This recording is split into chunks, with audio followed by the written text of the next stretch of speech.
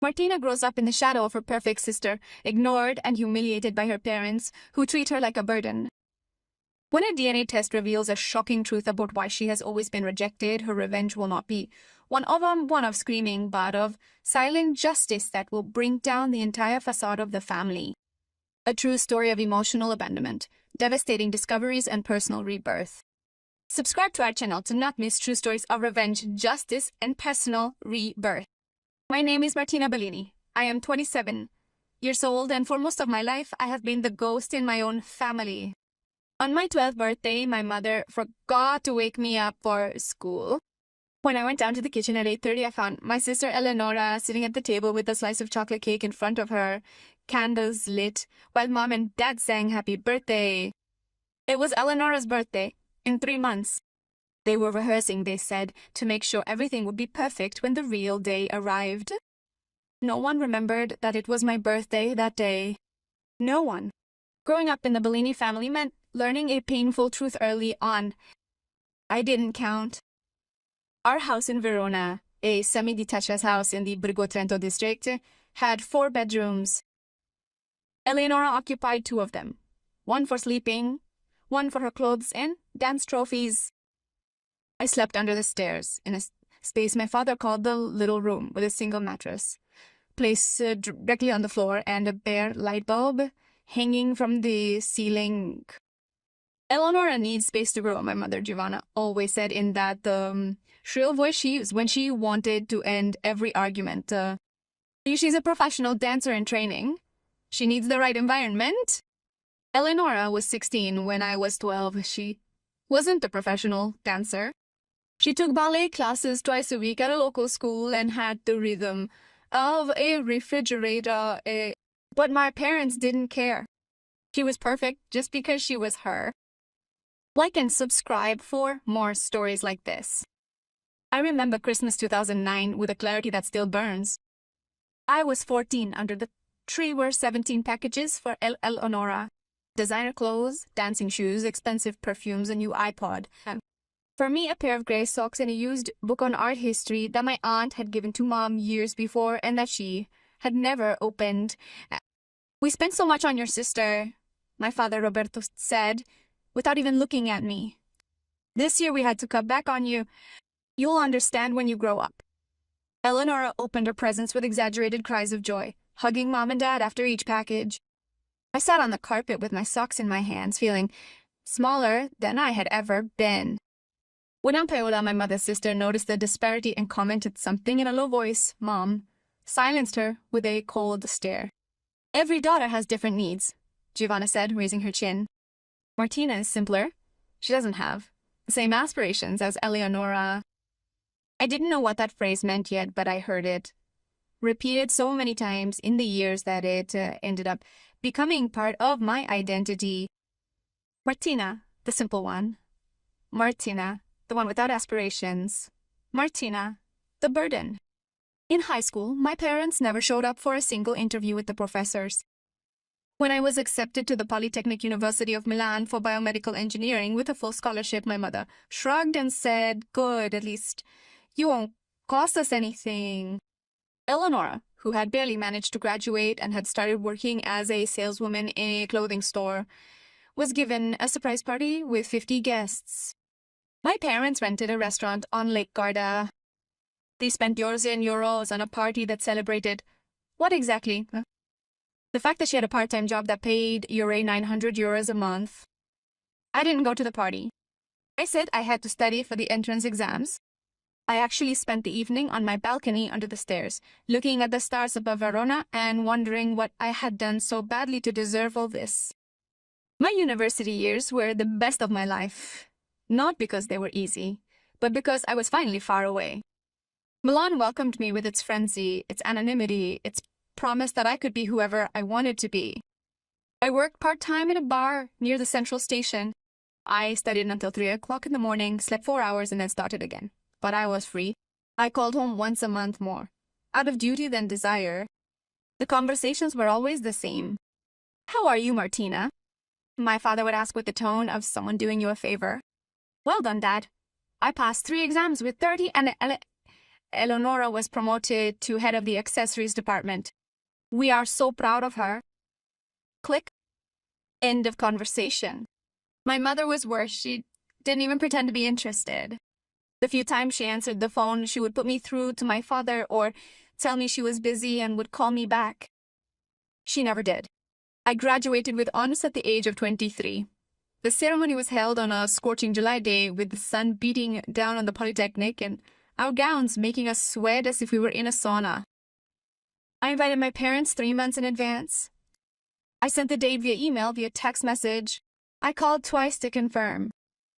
On graduation day, I looked around the auditorium packed with proud families, cameras, and bouquets of flowers. My parents weren't there, and neither was Eleonora. When she went up on stage to receive her diploma, she felt the emptiness in the back rows like a punch in the stomach. The only person who applauded for me was my roommate Sarah, who had known me for only 6 months but had taken a train from Turin to be there.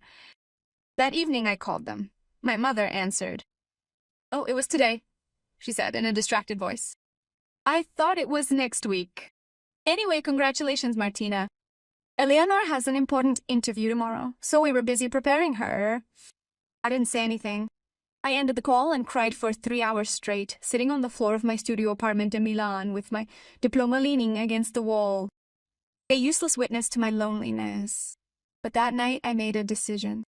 I would no longer seek their love. I would no longer beg for attention. I would build my life. I would succeed, and one day they would have to face what they had lost, or they would boast. I didn't yet know how close I was to the truth, and how devastating it would be. The next 3 years were a whirlwind of work, ambition, and silent determination. I earned a PhD in genetic engineering, published 2 articles in international journals, and was hired by a biotech startup in Bologna that was developing technologies for the early diagnosis of genetic diseases. My salary was excellent. My life was finally mine. I didn't return to Verona for 2 years. No one contacted me. Then, in March 2019, I received a call. It was Aunt Paola. "Martina, darling," she said with a broken voice. "I have to talk to you about something. Can you come to my house this weekend?" Her tone was strange. Too serious. Too fragile. I took a train to Verona on Saturday morning with a feeling of unease that grew with every kilometer. Aunt Paola lived in an apartment in the historic center, near Piazza Erbe. When I arrived, she greeted me with a hug that was longer than usual, and I noticed her eyes were red. "Sit down," she said, pointing to the sofa. I sat down, hands clasped on my knees. She sat down across from me, took a deep breath, and began. "Martina, there's something. You need to know something. Your mother never wanted you to find out, but I can't keep quiet anymore. Not after everything they've done to you." My heart began to beat faster. "What do you mean?" Aunt Paola pulled a yellow envelope from a drawer, opened it, and pulled out a faded photograph. She handed it to me. It was a photo of my mother, much younger, maybe 20 years old. Beside her was a man I had never seen before. Tall, dark hair, a kind smile. He was holding my mother's hand, and she was looking at the camera with an expression I had never seen on her before. Pure happiness. "Who is he?" I asked, even though a part of me was already beginning to understand. "His name was Luca Moretti," Aunt Paola said, in a trembling voice. "He was your mother's great love. They had been together for 3 years when she became pregnant with you." The world stopped. The words rang through the room like bells, dead. "Luca wanted to marry her," Aunt Paola continued. "He wanted to be a father to you. But your mother's family, your grandparents, didn't accept him. He came from a working-class family, with no money, no prestige. They told Giovanna that she would ruin her life if she stayed with him. And what did she do?" I whispered. "She left him." Aunt Paola wiped her eyes. 6 months later, she met Roberto, your father, or rather, the man you always called father. Roberto was a successful lawyer, wealthy, respectable. The family approved of him immediately. They got married quickly, and when you were born, everyone pretended that you were Roberto's daughter. But did he know? My voice was barely audible. Yes, he knew. He agreed to raise you as his daughter in exchange for social convenience. Your mother brought him prestige, connections, But he never considered you his... And your mother? Aunt Paola hesitated. Your mother looks at you and sees everything she's lost. She sees Luca. She sees the choices he's made for you to please others. And instead of loving you, he hates you for it. He felt his blood run cold in his veins. Eleonora is Roberto's biological daughter, which is why she's always been his favorite. To him, you're just someone else's daughter. And to your mother, you're the living reminder of his failure. I jumped up, my legs shaking. I have to go. Martina, wait! I have to go, I repeated, grabbing my bag. I ran out of the apartment, down the stairs, into the crowded streets of Verona. I didn't know where I was going. I walked for hours, crossing bridges, following the Adire, until I found myself sitting on a bench near Castelvecchio, with the sun setting and the sky turning orange and purple. My whole life suddenly made sense. The mist presents, the indifference, the space under the stairs. I had never been enough because I had never been them. I cried. I cried for the little girl I had desperately sought the love of people who had never wanted to give her. I cried for Luca Moretti, the man I had never met, the one who might have loved me. And I cried for myself, for all the time I had wasted, for all the times I had thought I was the problem. But then, as the sky darkened and the city lights came on one by one, I felt something different growing inside me. Not just pain, anger, determination, clarity. If they wanted me to disappear, I would have obliged. But first, they would have had to face the truth. The whole truth. Write in the comments what you would have done, and don't forget to subscribe. I returned to Bologna that same night. I didn't sleep. I spent the next few hours on the computer looking for information about Luca Moretti. It took time, but I finally found him. He still lived in Veneto, in Vicenza. He worked as a mechanical engineer. He was married with 2 children. A normal, simple life, far from the drama he had left behind. I hesitated for days. What should I do? Contact him, ignore everything, pretend not to know. Then I remembered the DNA test. I worked at a genetic startup. We had access to sequencing technology, cutting-edge technology. I could obtain definitive proof not just for myself, but to destroy the lie on which my parents had built their entire hypocrisy. I obtained a DNA sample from my mother with a trivial excuse during a rare visit home for Easter. I asked her to help me move a heavy box, and while she was distracted, I picked some hair from her hairbrush. I did the same with Roberto. And then, with the help of a private investigator I hired for €3,000, I obtained a DNA sample from Luca Moretti. 2 weeks later, the results came in, and genetic compatibility with Giovanna Bellini, 50%. Biological mother confirmed. Genetic compatibility with Roberto Bellini, 0%. Paternity excluded. Genetic compatibility with Luca Moretti, 50%. Biological father confirmed. I stared at those numbers on the computer screen in my small office in Bologna while it rained outside and the world continued to spin as if nothing had changed. But for me, everything had changed. I had the proof, black and white, indisputable, and now I had to decide what to do with it. I didn't just want revenge. I wanted justice. I wanted everyone to know, my family, my friends, my neighbors, everyone who had watched me being treated for years and hadn't said anything. I prepared everything with meticulous care. I printed the DNA results on my company's letterhead with official stamps and signatures. I prepared copies for every member of the extended family, Aunt Paola, Uncle Marco, my cousins, even my grandparents who were still alive. Then I organized a dinner. A family dinner for my mother's 50th birthday. I invited everyone. I rented a room in a fancy restaurant near the Verona Arena. I paid for everything. €8,000 for an evening that would change everything. I told my parents that I wanted to celebrate Mom, that I finally wanted to be a good daughter. My mother seemed almost moved. Almost. You're finally growing up, Martina, she said, on the phone. You finally understand the importance of family. I laughed. Oh, I understood perfectly the importance of family. On the evening of June 15, 2019, everyone was there. My mother at the center of the table, dressed in an expensive dress, her hair perfectly styled, my father next to her, with his usual distant gaze, early on, Rolo, of course, wearing a bright dress that attracted everyone's attention, Takra, and Paola, who looked at me with concern, the other relatives, about 20 people, all ready to celebrate. We let the dinner proceed normally. Meals, first courses, second courses, wine flowing, laughter, chatter. My mother was in seventh heaven, surrounded by attention and compliments. Then, when it was time for dessert, I stood up, took a spoon and tapped it against the glass, making the crystal clink until everyone fell silent and turned to me. I would like to make a toast, I said, in a calm voice. Too calm. My mother smiled, expecting sweet words of appreciation. Mom, I began by looking her straight in the eyes. Today you turn 50, half a century of life, half a century of choices. And I wanted to thank you. My mother's smile widened.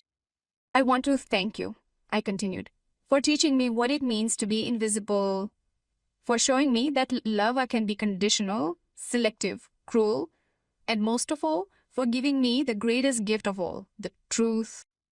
My smile began to falter.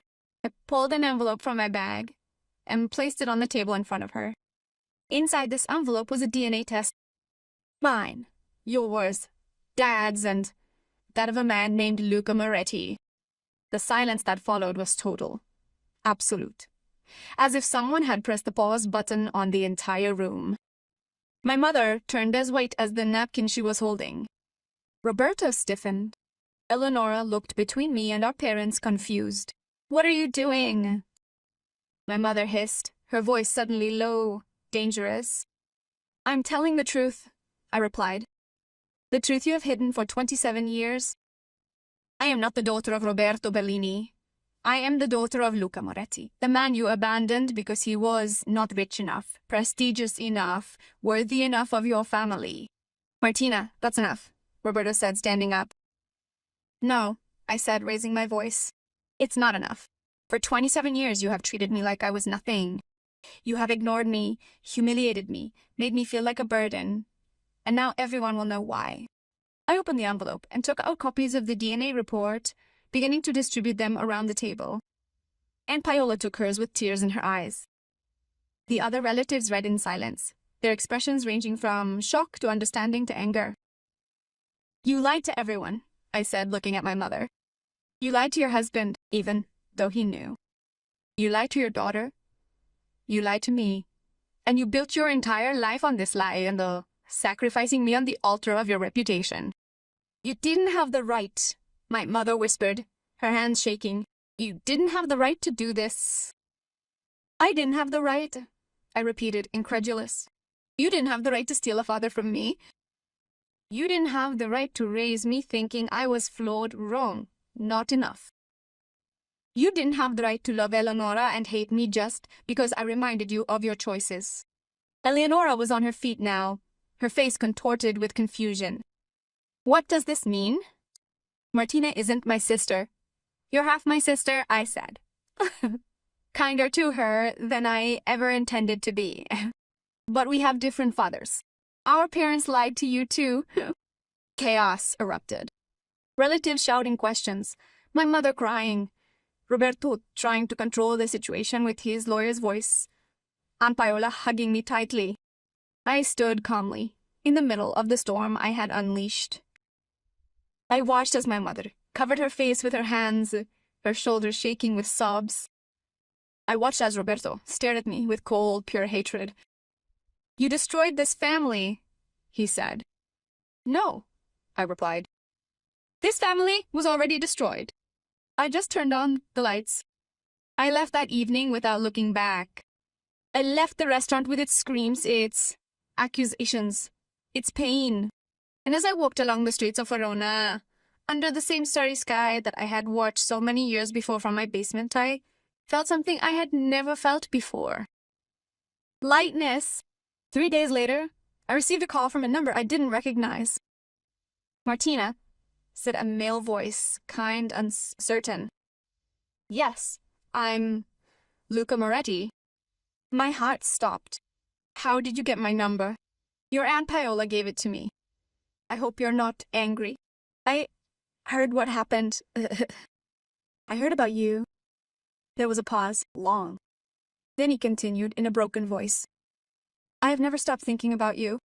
When your mother told me she was pregnant, I wanted to be your father. I wanted to know you, to love you. But she chose another path. And I have never forgiven myself for not fighting harder. Tears streamed down my face. It wasn't your fault. Can I see you? He asked. Just once. I would like to meet you. We met a week later at a cafe in Vicenza. When he came in, I recognized him immediately from the photo that Aunt Paola had shown me. Older, with gray hair, but with the same kind eyes. We hugged each other like two strangers who should have known each other forever. I'm sorry, he said, holding my hands. I'm sorry for everything you've been through. If I had known, if I had imagined, I would have done something. You couldn't know anything. I said, no one could. We spent hours talking. He told me about his life, his children, the woman he had married. I told him about my studies, my job, my dreams. It was strange, surreal, beautiful. For the first time in my life, I felt what it meant to have a father look at you with pride. You are extraordinary, he said at last. Despite everything, you have become an extraordinary person. I wish I could say that it was all my doing, but I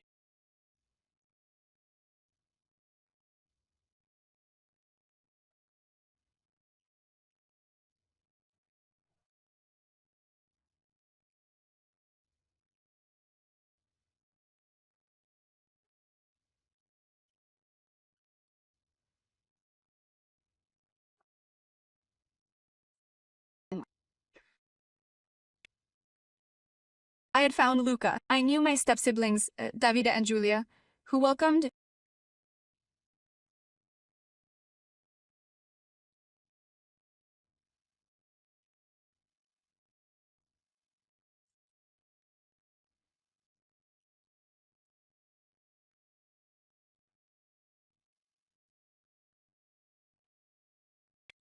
Today at 27, I live in Bologna in a bright apartment overlooking the hills. Luca comes to visit me once a month, and we have built a relationship that grows slowly, with patience and love.